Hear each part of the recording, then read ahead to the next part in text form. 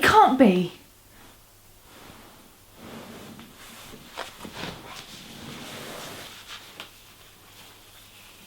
When you see The Mummy, review the ep in 6.6 minutes, or you will die.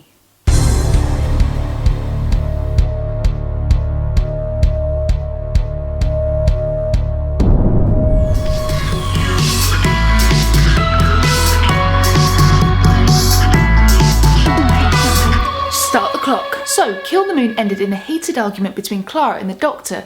Clara is sick of the Doctor's methods and manipulation, so decides to leave the TARDIS for good. This doesn't last long, and in Mummy on the Orient Express, she's back. Some time has passed, but the Doctor and Clara decide to go on one last trip. So, the Doctor chooses the Orient Express, a space version of the famous train. This opens up to a pretty spooky adventure, and by far one of my most enjoyed episodes this series. But nothing in Doctor Who is ever as simple as dinner on a space train. There's something killing off the passengers one by one, the foretold, a mummy thought to be a myth which appears to its victims who then just have 66 seconds to live. This episode doesn't waste any time. It starts with a ticking clock with 66 seconds on it, and we see the first murder on board the Orient Express. The 66 seconds is presented in real time, which ramps up the tension brilliantly. This episode unfolds like a typical Agatha Christie murder mystery, with the Doctor acting as the prior of the story. But it isn't a whodunit, it's a whydunit. The mystery isn't what's killing the passengers, but why it does it in 66 seconds. Also, maybe a howdunit. The only way the Doctor can learn why it chooses to kill its victim in 66 seconds is by speaking to the people in the moments before their inevitable death. The Mummy is actually pretty scary. The art department did a fantastic job with this, and it's nice to see prosthetics used rather than CGI. Prosthetics always look more effective. You can always tell if something is CGI, and that just ruins your suspension of disbelief. Ice Warriors. What do you think you're doing? Feet off the sofa. Flipping heck, who do you think you are? Bloody hell. The Doctor is powerless to save the victims, but he doesn't seem too shaken up by this. This Doctor is a realist. He knows the people are going to die anyway, so why bother being sympathetic? Previous Doctors might have given a "sorry, I'm so sorry," but this Doctor seems far less capable of being compassionate and sympathetic than previous Doctors, and in this episode this seems to escalate to a point where he actually starts to seem quite heartless and almost unlikable. We are perhaps being made to feel like Clara here. The Doctor has changed and we are starting to feel uncomfortable with him as Clara is, allowing to empathise with her more. At this point, Clara is elsewhere on the train with Maisie, a distraught passenger whose mother, or Gran as it's later revealed, dies at the hands of the Mummy at the start of the episode. On top of the Doctor's cold attitude, Clara is soon roped into lying for the Doctor. He asks her to bring Maisie to him by saying he can save her, when actually all he wants to do is subject her to a barrage of questions before the Mummy kills her. And if the Doctor hasn't lied enough to Clara already, she soon finds out that she's not on the Orient Express so they can have a nice dinner before they part ways. A while back, the Doctor got a call from Her Majesty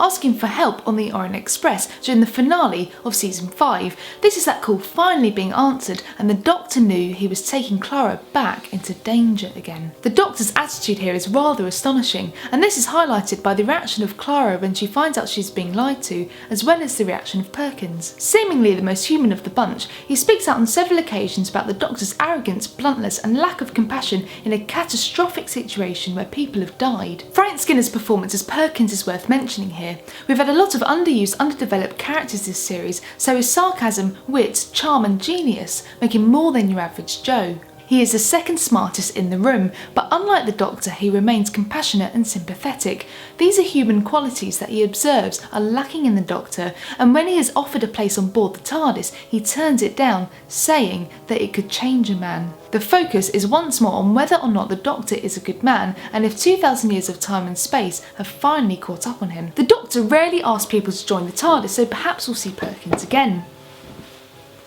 Hey, you missed a spot.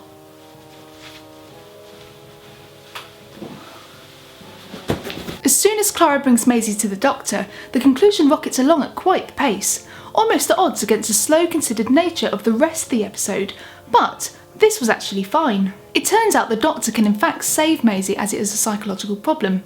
As the mummy appears to her, he takes her guilt, anxiety and emotional suffering and plants it inside himself. The Doctor can now see the mummy and has 66 seconds to solve the puzzle. It's a tense moment but an easy one for him to solve, and 40 minutes into the episode there was no doubt that he wasn't going to work it out. And of course, he does. After the exercise is over, Gus the computer decides that the passengers are no longer needed and decides to take the air out of the train. The Doctor, supported with his 2 hearts, starts to work on the teleporter left from inside the mummy while everyone else is fainting. This didn't feel jarring or unexplained though. Unlike many of the episodes in Series 7 which felt rushed for time, cutting to the chase was no problem here. There was no real need to see anything else happen after the mystery was solved, and there wasn't really any need to see the Doctor save the passengers. But jumping ahead means for a brief moment we're left wondering whether or not the Doctor saved the passengers, especially as we've seen him so cold and heartless in this episode. For me, this episode was all about the Doctor and Clara, and the last 5 minutes are dedicated to 2 very strong scenes of dialogue between the 2 characters. In Kill the Moon, Capaldi's Doctor pushes Clara to the limit and she decides she can't take it any longer. With Danny thrown into the mix, she finds herself caught between the 2 lives and she has to make a choice. But in Mummy on the Orient Express, things change once again. First, we've got the beach scene and some magical lines are exchanged here. The Doctor's apparent cold attitude is addressed and Clara asks if he was pretending to be heartless. The Doctor responds and asks if this would make things easier. This suggests that the Doctor isn't really heartless, he's still the same man, but it's just the way he comes across. We also have the small revelation that the Doctor saved everyone on the train, which supports this. He was starting to come across a bit too heartless and almost unlikable in this episode, but this shows that at heart he is still the same man for both Clara and the audience. He still saves people even though he's grumpy and blunt most of the time. The Doctor then follows it up with this. Sometimes the only choices you have are bad ones, but you still have to choose. This rings home to Clara, and this is the moment where she makes her own choice out of 2 bad choices that she feels are her only choices. Be truthful to one man and lose the other, or lie to them both to stay with them both. The beach scene is absolutely fantastic and reopens a door for the Doctor and Clara to continue travelling together, which they will do for another week at least. But the TARDIS scene is probably the most significant in this episode in terms of Clara and the Doctor's relationship. The Doctor has always lied, this is nothing new, but Capaldi's Doctor is far less charming about it than Matt Smith. But the difference in this episode is that he made Clara lie. This should be the last straw. But it isn't. It is revealed or suggested that Clara is addicted to travelling. She's addicted to the thrill even though the Doctor treats her badly. She can't stop and won't stop. The Doctor is thrilled to have her back on board. There's been a lot of tension since Danny arrived on the scene, and I think it's fair to say that he's a bit jealous.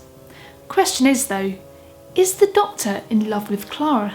The Doctor definitely has feelings for her, platonic at the very least. They have been through a lot together and he probably feels quite protective of her. We saw a little bit of this in The Caretaker and the arrival of Danny, but here we see it more explicitly than ever before. Speaking to Danny on the phone in the TARDIS, Clara says "I love you," but she says this whilst looking at the Doctor. Is she in love with the Doctor, or is she just in love with the thrill of travelling with him? This is swiftly followed by a long reaction shot of the Doctor, a look of pain and angst on his face. Murray Gold comes in with a strong, rousing score full of emotion. It's a huge cue to suggest that the Doctor has feelings for her. It couldn't be more obvious if it tried. He responds in a very hostile way and asks very abruptly, what does he want? He is clearly jealous and can't bear the fact that Clara is going to leave him for Danny. However, addicted to the chase, Clara decides to stay on board. The Doctor is obviously thrilled. We don't get to see him happy very often, so the fact that he is so happy here is definitely significant. Clara was much more in love with 11, but the Doctor is a different man now. I still think she has affection for him, but I think she's more in love with the thrill of the chase. So, is this developing into an unrequited love story where the Doctor's fallen for the companion, but the companion is only interested in time and space? Either way, Clara has chosen one of 2 bad decisions. I don't think this is going to end well, and somebody is going to get hurt. I'm really looking forward to seeing where this goes. Apart from this, a final point worth mentioning. Someone else has got the phone number to the TARDIS and has been trying to lure the Doctor to the Orient Express for some time. Is it Missy? Is it someone else? Who is Gus working for? Where is it all headed? With just 2 episodes left to the 2-part season finale, we are sure to find out very soon. So, What's my verdict? I've chosen Crank It Up to 11. The episode starts with the bang and keeps on your toes throughout. It's an energetic thrill ride and full of tension and suspense. Secondly, I've chosen Admire the Workmanship. Director Paul Wilmhurst brings fantastic staging and pace to his direction, whilst the art department do a fantastic job in creating an authentic and scary looking mummy. The cinematography is fantastic once more, and this series is shaping up to be the most visually stunning yet. Go away! So, in conclusion, Mummy on the Orient Express is an energetic story with a pretty scary mummy and real-time deaths that keep you on your toes. But the foe doesn't pose a real threat to Clara and the Doctor, but the people around them. It's all about solving the mystery, and the Doctor brings them there to feed his addiction to thrill-seeking. But I don't think the adventure is the point of this episode. This episode mainly serves as a tool to develop Clara and the Doctor's relationship further. Decisions are made, questions are answered, and new ones are asked. The cinematography is stunning once more, especially the beach scene, and this is shaping up to be the most visually stunning series of Doctor Who yet. Given what we've seen in the past few weeks, this is the best episode we've seen in a while. It's a thrill ride, enjoyable and perfectly paced, even if the story seems like a backdrop for Clara and the Doctor's relationship issues. This episode really was a chance for the companion to remember why she still admires the Doctor, despite everything. But it's also an opportunity for the audience, and those who haven't quite warmed to this Doctor yet, to see through his cold and arrogant personality, and realise, at heart, he is still the same man. Flatline will be Jamie Matheson's second script, and it shows real promise. Judging from the trailer, we're in for another spooky treat, and also I wouldn't be surprised if this episode tears the Doctor and Clara apart again. Well,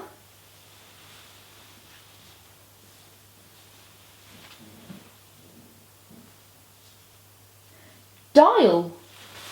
Shut up, have you ever tried to spell properly covered in 3 rolls of toilet paper? Welcome people of YouTube, did you all enjoy Kill the Moon? Because I think I did. I like things full of suspense.